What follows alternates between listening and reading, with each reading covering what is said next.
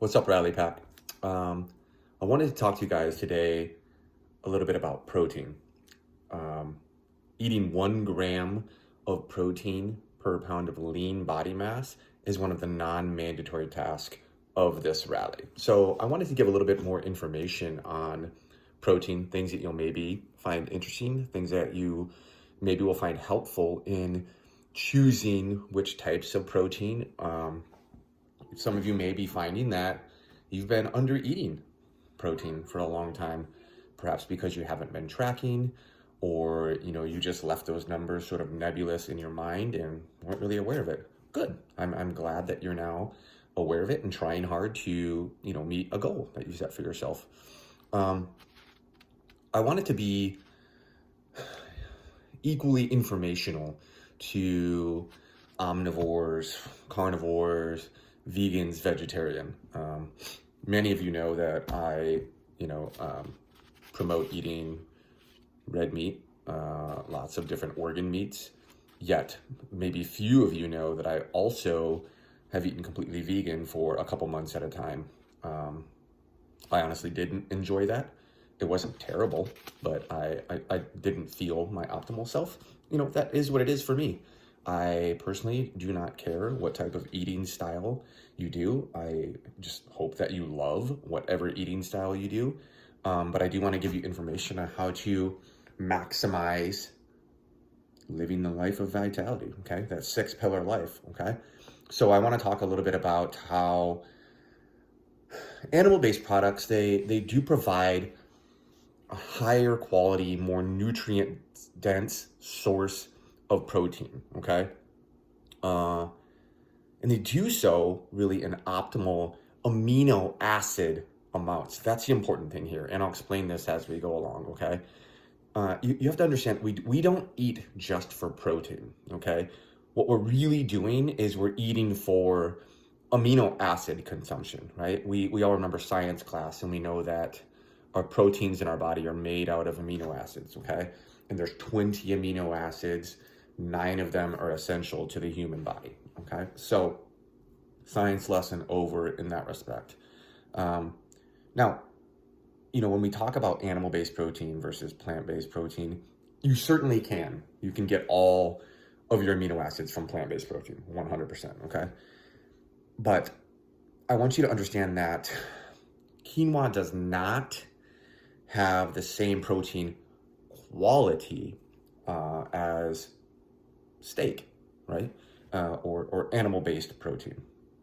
Based on something called, okay, pay attention here, the protein digestibility corrected amino acid score.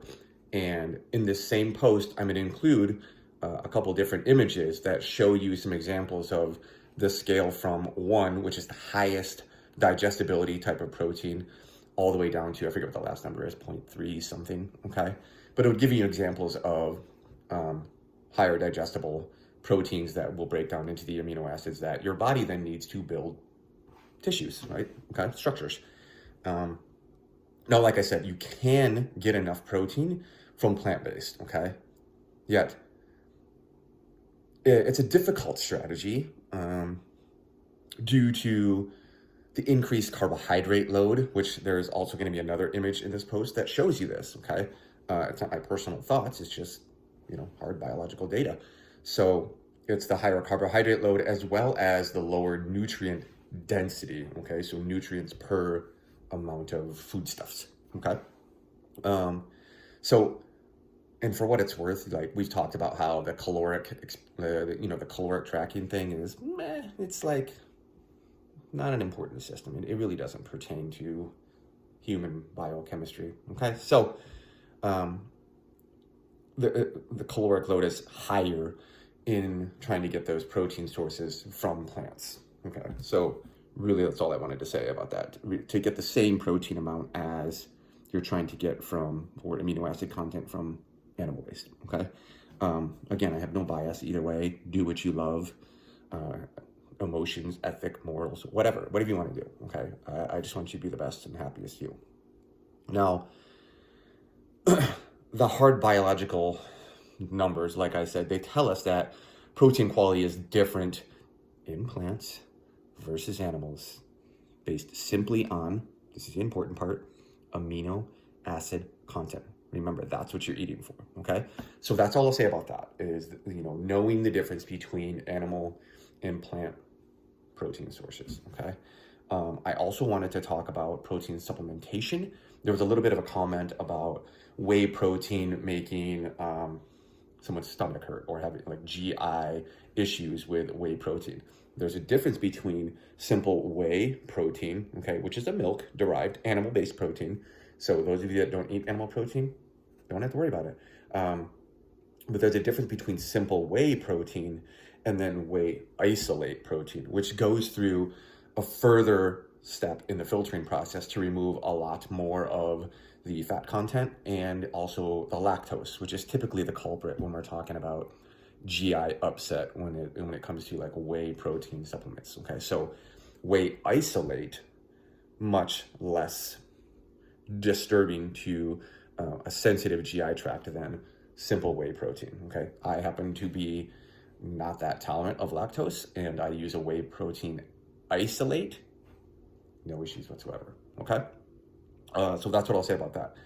I also wanted to make you meat eaters that do eat meat aware of another cool thing. Okay, where you get your protein matters. Okay, lately in a lot of the nutrition buzz, everybody has been talking about Pufas. Okay, what's a Pufa? A PUFA. It's a polyunsaturated fatty acid that is an undesirable fatty acid to have in a human body. Okay, especially in larger amounts. These are the things that are found in like vegetable oils, your soybean oils, your processed foods. It's very destructive. Causes a lot of chaos and oxidation in a human body. It's terrible for you, okay? Yeah, in a nutshell. Now, here's an interesting fact. Monogastric animals that we eat, say pork, chicken, those animals that are fed a diet high in polyunsaturated fatty acids like corn or soybean, they have a very high carryover of Pufas in their fat or in their meat, we'll say, okay? And that's because they cannot break down these Pufas into saturated fat, which, if you're old school and you think saturated fat's bad, I'll tell you it's not. It's actually very, very good for you, and a lot of times can be used to build a lot of the positive hormone profile, okay? So again, fat is not bad. We'll talk about that at another point here, but monogastric animals like pork and chicken do not convert Pufas, polyunsaturated fatty acids, to saturated fat. Good stuff, okay? They actually leave a very high percentage of Pufas in their fat or meat, okay? Up to 20%. That's terrible, okay? So, however, the good news is ruminant animals, right? Like cattle, sheep, goats, deer, elk, for those hunters out there, right? Those animals, they do very effectively convert polyunsaturated fatty acids to saturated fat. Excellent news, okay? They are digastric, and so they have very little yields of these terrible for people polyunsaturated fatty acids in their tissues, okay? The highest I think it gets is like 2%, okay, which not anything, okay? So when we're looking at types of protein comparison, we've looked at today the comparison of animal protein versus plant-based proteins. Do what you want, just be informed, okay?